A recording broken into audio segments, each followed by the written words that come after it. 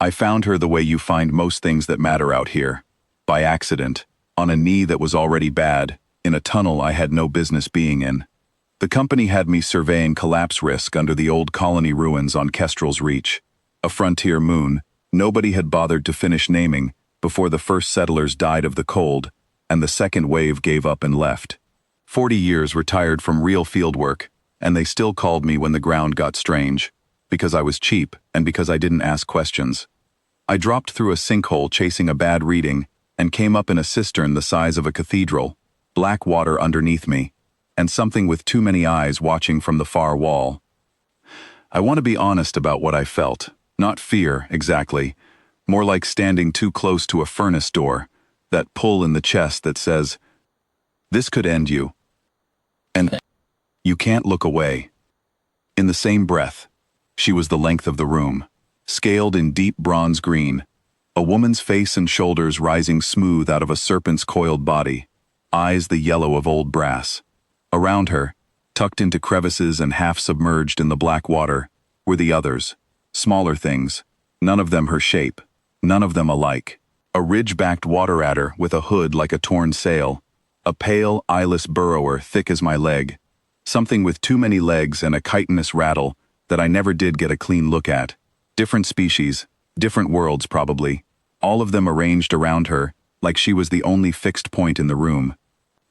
I said the first thing that came to me, which was, "I'm not here to hurt anybody," and then I sat down on a dry ledge because my knee had had enough, and I ate my lunch. She didn't move for 11 minutes. I counted. Then she came down off the wall in a long, unhurried pour, stopped an arm's length away, and looked at my sandwich. "It's just bread," I told her. "You wouldn't like it." She took it anyway, delicate as a woman accepting a gift she didn't need, and ate it whole. Somewhere behind her, the burrower made a sound like a creaking door, and I swear it was laughter. I came back the next week, and the week after. I never logged the cistern's coordinates in the survey file. I marked that whole quadrant unstable, condemned, not worth the company's time, and I brought her things. Fish from the cold water tanks up top, at first, because I felt foolish and wanted to give her something. Later I just brought myself, because it turned out that was the thing she actually wanted. She'd lower her head to my hand like something being blessed rather than petted.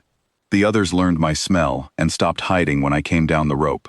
By the third month, the water adder slept coiled around my boots, while I talked to her about nothing, the weather up top, my knee, a wife 20 years gone, whatever a lonely old man says to something that listens without needing him to be anything but tired.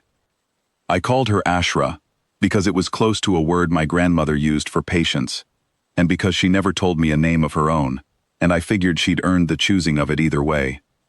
It was Director Corvan Voss who ruined it, the way men like that always ruin things, by being thorough.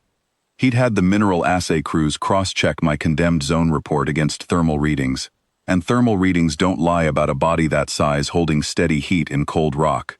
He came to my quarters himself, which should have told me how much he wanted this, and laid it out plain, a live specimen matching 6 known toxin-synthesizing genera in one body was worth more to the concern's medical division than the whole moon's ore contract. Blood fractions, longevity compounds. He had the paperwork already drafted, a project name even. The waking toll, he called it, like it was a toll bridge, and not a woman's spine he meant to drain into vials. "Where," he said, "is the specimen?" "There's no specimen," I said. "There's unstable rock. It's in my report." He hit me for that, not hard enough to put me down. Men like Voss rarely do their own hurting all the way. They like to leave the finishing to somebody paid for it. But hard enough that my lips split and I sat down against the wall harder than I meant to. "You're an old man with a bad knee and no family the concern has to answer to," he said, not unkindly, the way you'd explain arithmetic to someone slow. "I have 4 men outside who'll walk that tunnel, whether you tell us where it starts or not. The only thing you control right now is whether it's easy." I looked up at him from the floor and said the truest thing I had. "Easy's not yours to offer, it's hers." He laughed. 4 men came in behind him at that, geared for extraction, one of them already threading a containment coil over his shoulder, like a man coiling rope for a job he'd done 100 times. They didn't need my directions in the end. She'd felt it. However, creatures like her feel things. The tunnel entrance already open, black water lapping at the mouth of it, and she came up through that opening, the way water comes up through a drain when you've put too much down it, fast and total, and without asking permission from the room. I have told this story exactly once before tonight, and even then, I left out the sound. There isn't a clean word for it. Not a hiss, not a roar. Lower than either. A sound that seemed to come up through the floor of the corridor before it came out of her throat, and underneath it, threading through the walls from every crack and drain in that old ruin. An answer.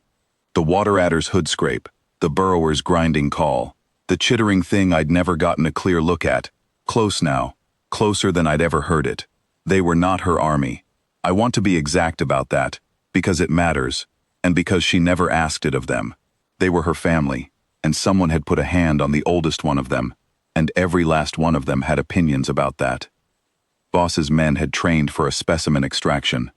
Nothing in that training prepares a person for 6 species answering to the same low note at once, converging down a corridor with no back way out. 2 of them dropped their gear and ran before she was even close, which was, I think, the smartest thing anyone did that whole afternoon. The other 2 didn't get the chance. I was against the wall with a split lip and a knee that had given out entirely, and I watched Corvin Voss, a man who'd hit me without breaking his stride, who'd had a project name ready before he'd even seen her, back himself into a dead-end alcove and hold both hands up, empty, palms out, in front of a creature he'd planned to reduce to fractions and vials. He said please. I heard that clearly enough. Everybody left in that corridor heard it, including his own remaining man, who would tell that story on this station for the rest of his working life, and not kindly. She didn't kill him. I want that understood too. It wasn't in her. Not that day. Not for a man already broken open with fear, and nothing left to threaten anyone with. She simply stayed between him and me until his last man got him out. And then she turned, and put her head down against my collarbone the way she had the very first week, gentle as something being blessed, while a burrower the size of my leg pressed in against my good knee, and the water adder settled over my boots like nothing at all had happened. Easy, I told her, because it was the only word I had left in me. Easy, now, I've got you. She'd had me the whole time. I understood that, finally, sitting on that cold floor with my whole strange family gathered close, and Voss's footsteps fading up the tunnel behind us. I hadn't been keeping her secret, she'd been keeping mine.